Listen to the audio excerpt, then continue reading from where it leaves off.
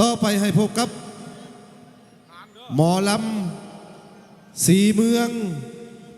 ซึ่งเป็นตัวแทนมาจากเมืองหินบูนเนาะขอเสียงตบมือจากประธานต้อนรับหมอลำสีเมืองจากเมืองหินบูน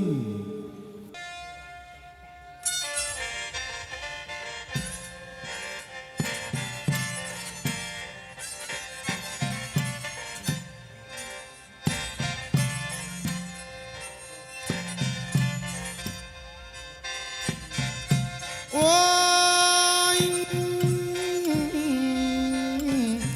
องค์ตองสิวงลอยทะเล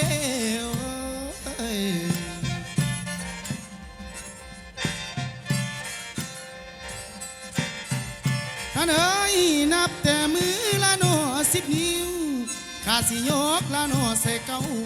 อันต่างถูกเทียนดาไว้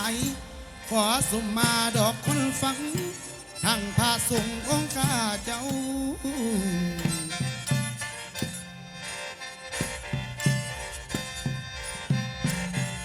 ท่านเอ๋ยกับดังฝูงนอคนเต่าการนำเอาทุกภาคส่วนอันนวลนวลตาเอ้ย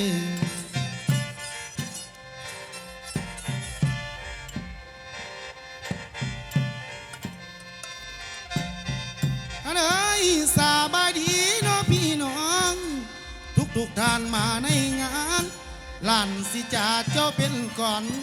ใจผ้าหยาโนลำเกี่ยว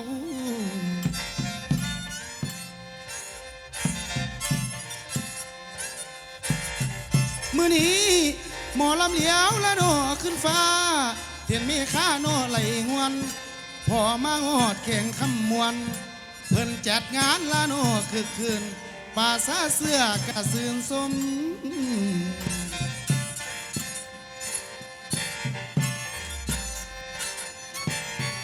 จังหวะสมละโนเจ้าหลายแดง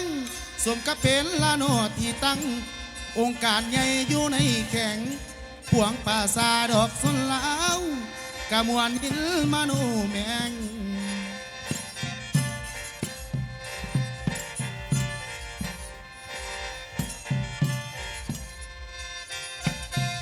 ท่านเอ๋ยแข่งคำวานน้องนี้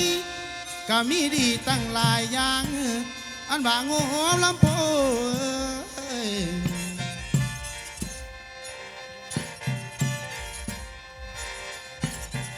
นี่แล้วมีหลายอันละโนมากล้นจนลำค่อยนับบ่ไหวนะฝ่าสนานเมืองนั้น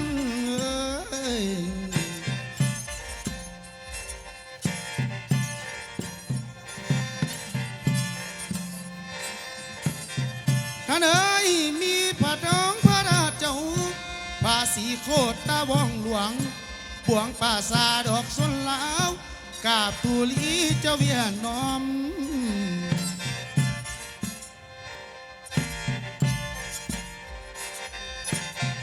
คำเอ๋ยขันว่าจอมละนอสูงตั้งอันสีขามเรื่องอารามตั้งอยู่แคมโนแม่น้ำอันของกว้างแม่นาที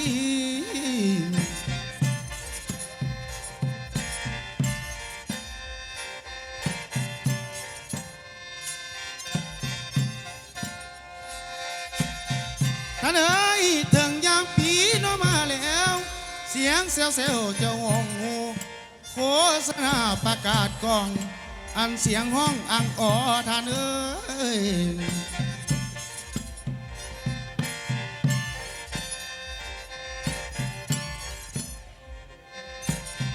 คำเอ๋ยเลี้ยวเบิ่งพวกละโนพอค้ากะเลยมาโนอุ้มอังอยู่ตามฟังละโนแม่น้ำอันของกว้างแม่นาที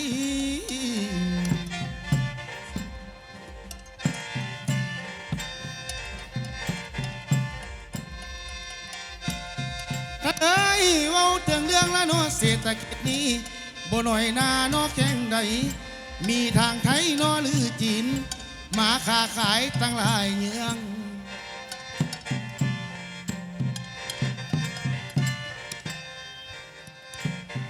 ท่านเอ๋ย10 ตัวเมืองได้มาเขาอันแข่งเฮาบ่เว้นวาง ซื้อเครื่องของออกจากห้างนำสินค้าส่งขายท่านเอ้ย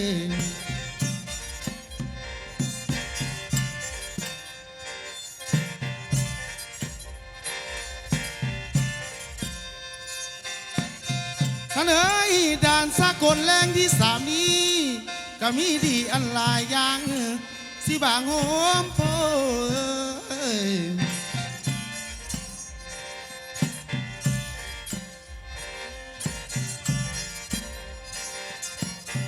ท่านเอ้ยมีทนทางและโน่แล่นพายไปไทยได้อย่างสบายนะฝ่าสนานเมืองนั้นเอ้ย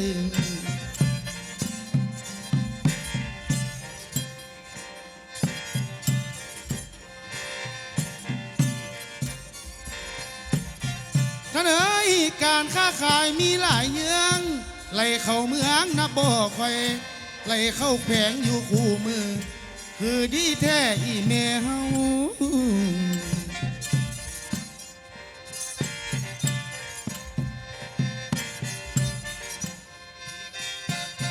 ท่านเอ้ยลานอยากเสินไปสมลินเมืองนากายป่าไม่เป็ดแยกซุบอ่อนแล้วแวเข้าไปห่วมเต้าอังเทินท่านเอ้ย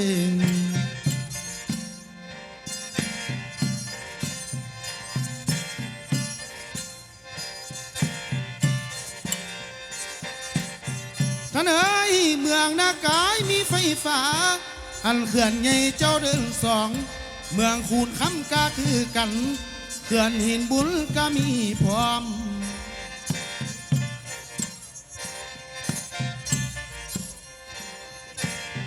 ท่านเอ้ยเมืองถิ่นบุญก็มีแก้วมหานินอลัมคาอย่างพระลาส่วนใหญ่กว้างอยู่เหนือใต้นับบ่ไหวท่านเอ้ย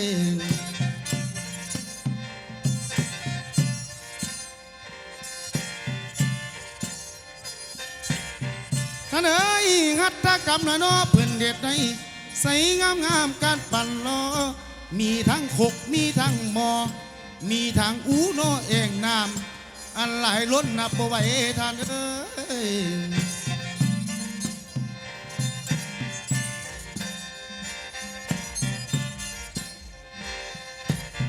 ท่านเอ้ยบอนที่เพิ่นละโนเทศใดอยู่คงเขตเมืองหนองบกเมืองท่านเอ้ยบอนที่เพิ่นละโนเทศใดอยู่คงเขตเมืองหนองบกแขวงคำมวนคือแขวงเงาได้ส่งขายเป็นสินค้า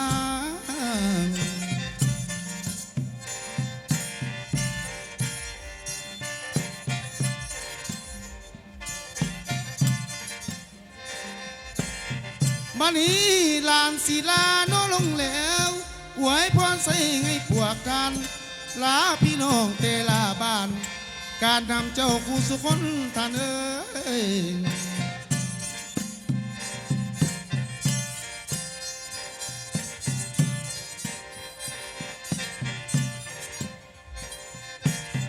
มื่อนี้ฝูงมัดสาศิลาน้ำซุ่มสาวงามศิลาเวนศิลาโนนิ้วก้อยอันสายสวยสิงหางคอท่านเอ้ย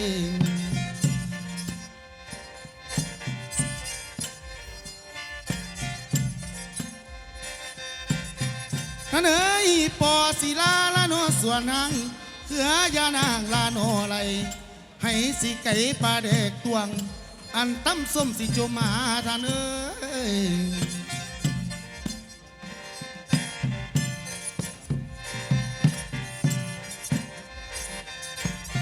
ท่านเอ้ยคือฝนเอิญละนัวสั่งฟ้าป่าสีอวยดอกลงหวัง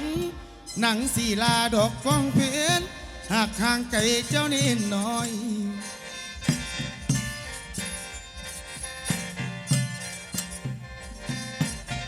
ท่านเอ้ยก้อยศิลาโนมันหมูหยาคูเดอลาวาดป่าเพสีไก่ดอกจากผาอันลาอิวสิหางกงท่านเอ้ย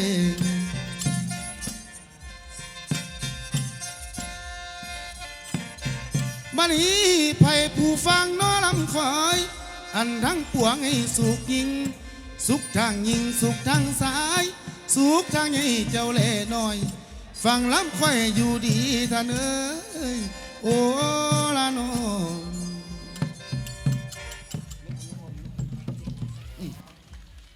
เจ้า